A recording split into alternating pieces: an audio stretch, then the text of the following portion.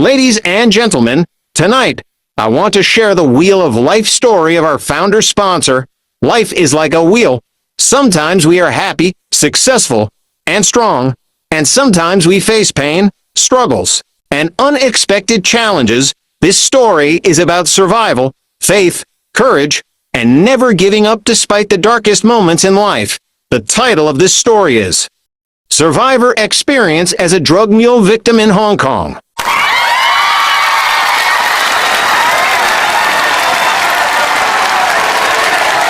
I first traveled to Hong Kong after I was hired as a massage therapist for a couple.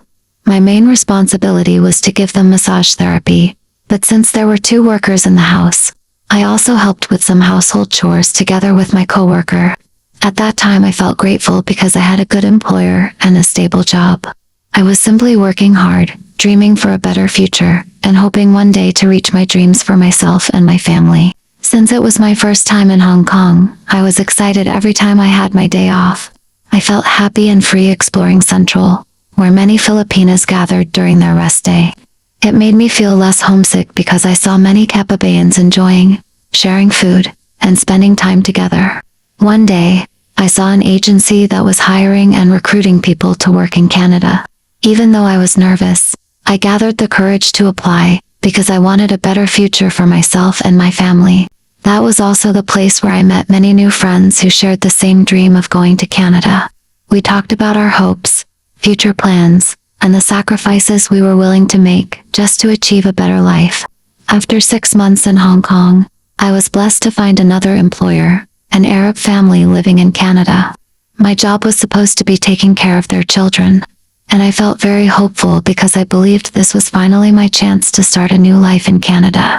Later, they sent my application kit and documents to my employer's house in Hong Kong.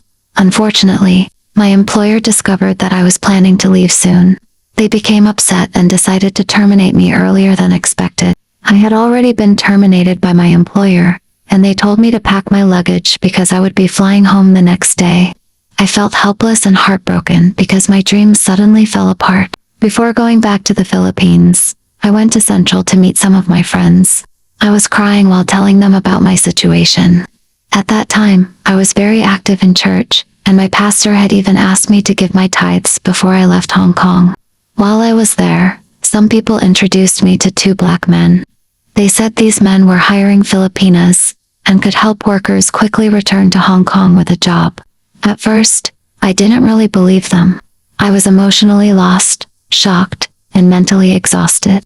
But while talking to them, I slowly gave my personal information without realizing how dangerous the situation could become. While I was already in the Philippines, I was shocked when one of the black men suddenly called me. He told me to check my email because they had already transferred the money for my trip.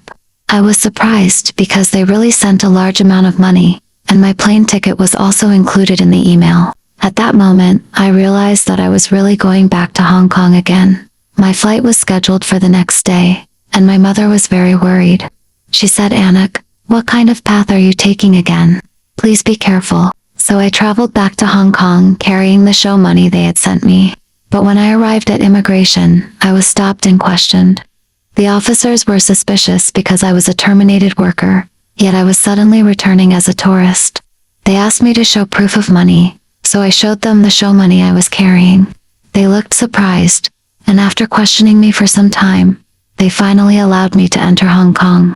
As I walked out of the immigration area in Hong Kong, I felt relieved because they finally allowed me to enter. I was carrying my luggage, my passport, and the show money they asked me to present. But while walking inside the airport, I suddenly saw the 2 black men waiting for me. The 2 black men brought me to a hotel in Hong Kong. They told me that everything was free, shampoo, food, and anything I wanted. I was surprised and thought, this job seems really good. Then I asked them, what exactly is my job? One of the men answered, you will only bring an attached case to China. I became curious and asked if I could see what was inside the attached case. But he quickly replied, it only contains important documents. At that moment, because I was tired, hungry, emotionally exhausted, and desperate for work, I ignored the strange feeling inside me. I tried to believe that everything was normal, They gave me money and told me to eat first at McDonald's. So I left my luggage, passport, and ticket in the hotel room and went out alone to eat. I did not realize that I was already walking into a very dangerous situation. When I returned to the hotel, I suddenly realized that my return ticket was missing. They had taken it. At that moment, I became even more nervous and afraid. My heart was pounding because I started to feel that something was truly wrong. Thankfully, they did not take my passport. That was the moment fear slowly sank in, and I began to realize that I might already be trapped in a very dangerous situation. I called my friend and told her everything that had happened. She advised me to stay calm and not show that I was panicking.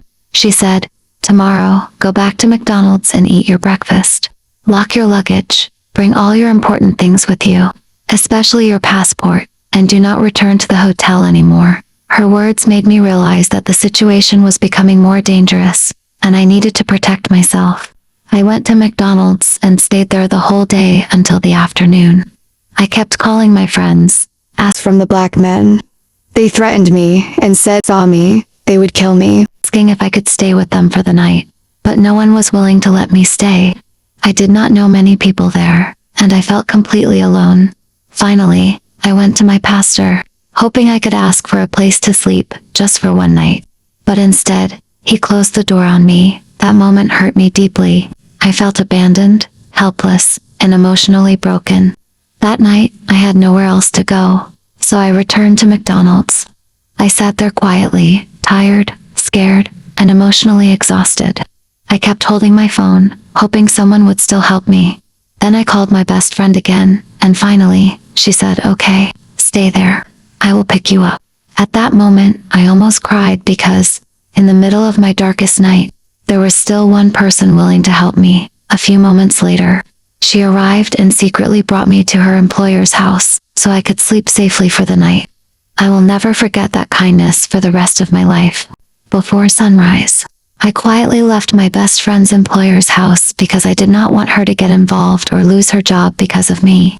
In Hong Kong, domestic workers are usually not allowed to let friends stay inside their employer's home or room, even though I was scared and had nowhere to go. I chose to leave because I did not want to cause trouble for the person who helped me.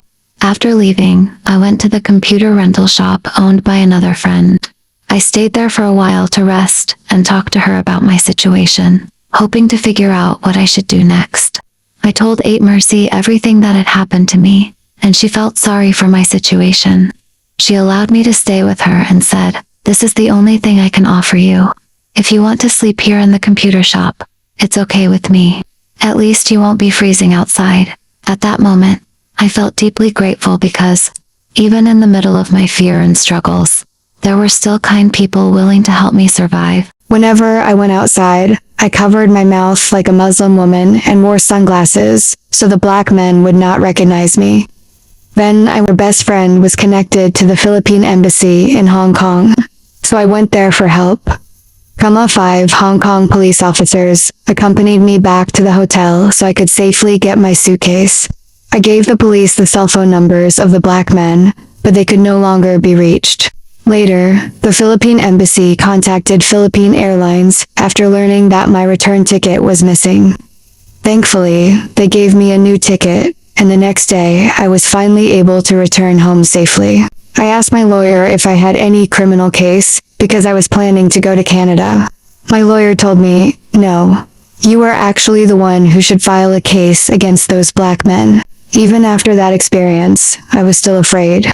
I continued covering my face like a Muslim woman and wore sunglasses whenever I rode the tram or train because I was scared someone might recognize me. One day, while I was on the train, I noticed a Pakistani man staring at me, and I became very nervous.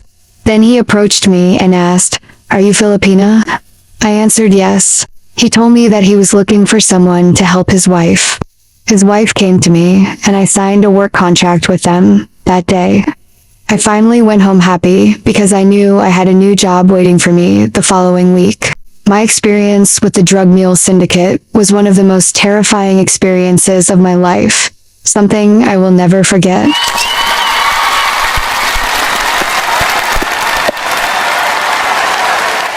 Hello Hello everyone. I hope you enjoy to watch my video, my experience. This is not makeup story. This is a real story that happened to me way back 2003 to 2004 in Hong Kong. So the biggest lesson I learned from my experience is that desperation can make us ignore danger. When we are emotionally broken, tired, and afraid, we become a vulnerable person who may take advantage of us. But I also learned that God can still send a right people to help you to survive in the darkest moment. So today, my story that I share is not to gain pity, but to remind everyone that never lose your wisdom, never ignore our red flags, and never be ashamed to ask help to anybody, because sometimes surviving is already a miracle. During that time, I'm still lucky. Aside from I always pray to God, I also have connection to Philippine Embassy with my mom because I grew up in a military base. So my mom have a dress shop there inside the camp. So they are very helpful to help me. So I hope you enjoy my story. And thank you for watching. Standing here beside you, want so much to give you